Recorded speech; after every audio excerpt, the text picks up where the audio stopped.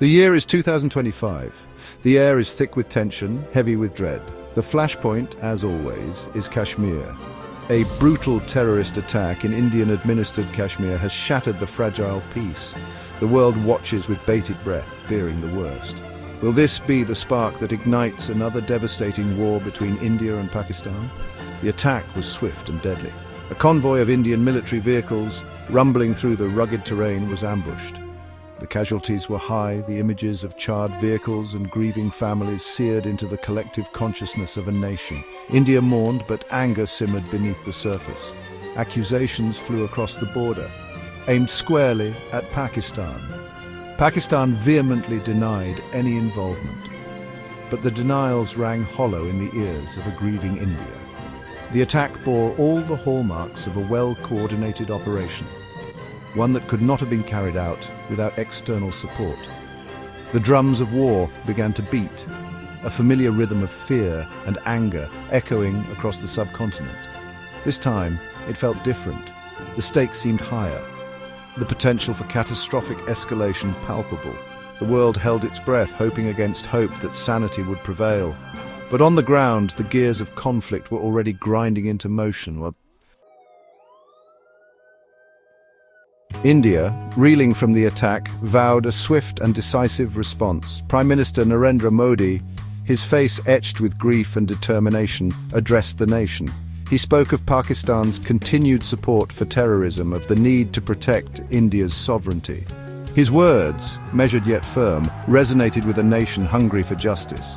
Across the border, Pakistan reacted with a mixture of defiance and apprehension. Prime Minister Shehbaz Sharif, facing mounting international pressure, condemned the attack but warned against any Indian aggression. He insisted that Pakistan had no role in the incident, calling for a joint investigation. His words, however, were drowned out by the chorus of nationalist fervor sweeping through Pakistan.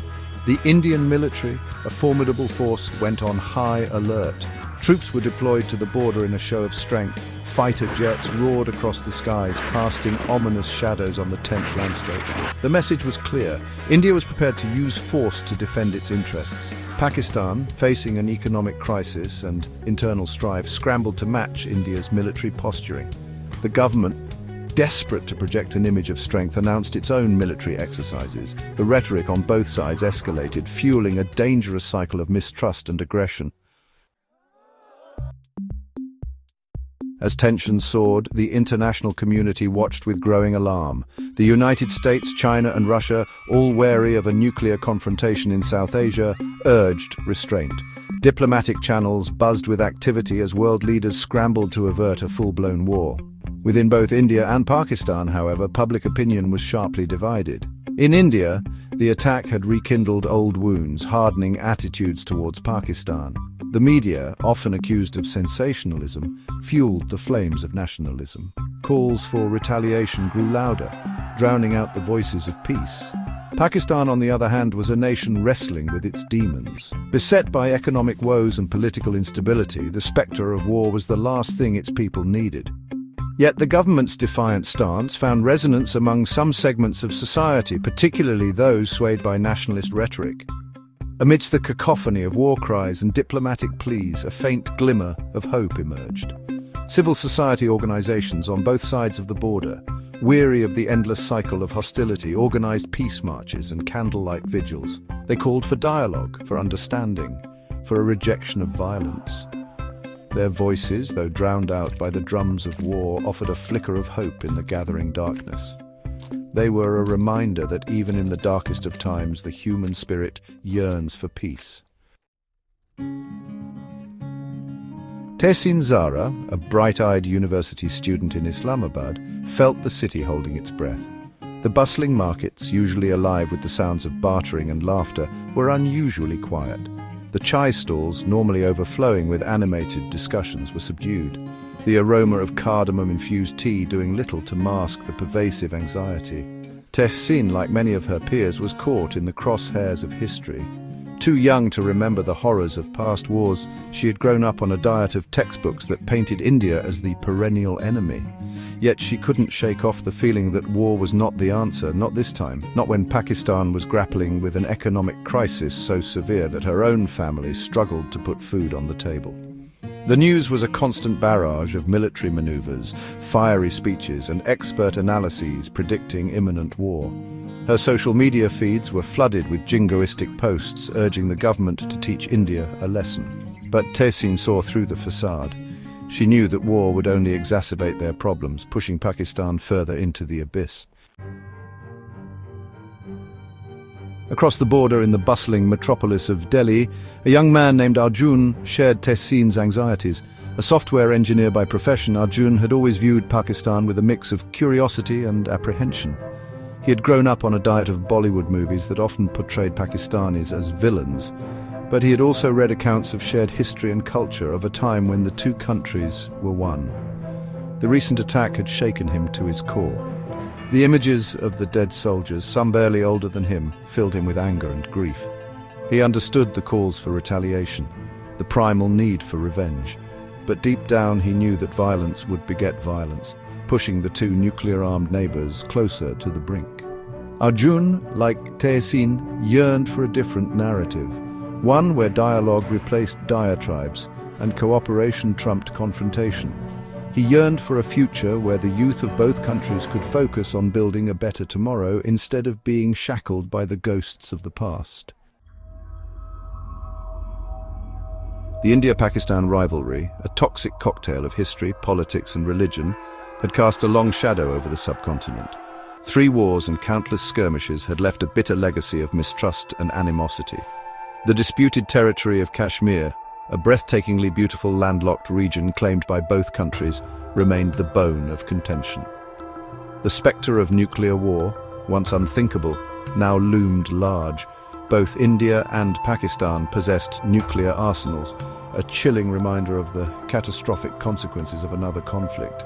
The international community, acutely aware of the stakes, watched with bated breath, hoping against hope that sanity would prevail. Yet amidst the gloom, there were glimmers of hope. The people of both countries, weary of the endless cycle of hostility, yearned for peace. Civil society organizations, often working against the tide, continued to build bridges of understanding. Their efforts, though seemingly insignificant in the face of geopolitical realities, offered a ray of hope in the gathering darkness.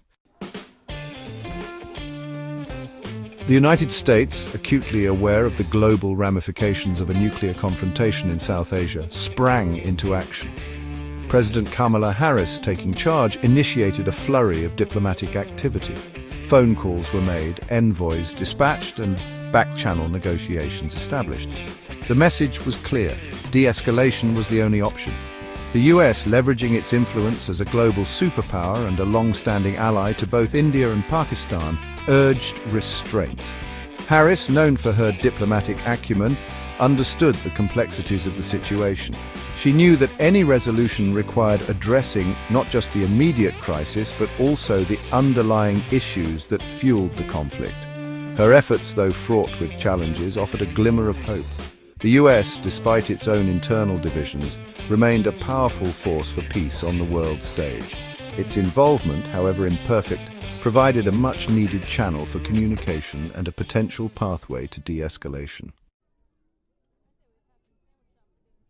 Within Pakistan, the looming threat of war only exacerbated the existing economic and political turmoil. Inflation was rampant, unemployment soaring, and basic necessities were becoming increasingly unaffordable for ordinary citizens. The government, already grappling with accusations of corruption and mismanagement, found itself caught between a rock and a hard place. The Pakistani people, weary of the economic hardships and the constant threat of conflict, were becoming increasingly disillusioned. The government's attempts to rally the nation against India rang hollow in the ears of those struggling to put food on the table. Yet even in the face of adversity, the human spirit endured. Ordinary Pakistanis, united by their shared humanity, found ways to support each other. Community kitchens sprang up, neighbors helped neighbors, and acts of kindness, big and small, offered a beacon of hope in the gathering darkness. As the year 2025 marched on, the India-Pakistan standoff remained a powder keg, threatening to explode with devastating consequences. The world watched with bated breath, hoping against hope that sanity would prevail. The fate of millions hung in the balance, their lives intertwined with the actions of their leaders. Would this be the moment when history repeated itself, when the drums of war drowned out the whispers of peace? Or would this be the turning point, the moment when both nations chose the path of dialogue and diplomacy, recognizing their shared humanity? The answers lay shrouded in uncertainty, a stark reminder of the fragility of peace and the ever-present potential for conflict in our world. Yet even in the darkest of times, the human spirit, with its enduring capacity for hope and resilience, offered a glimmer of light, a faint promise of a brighter future.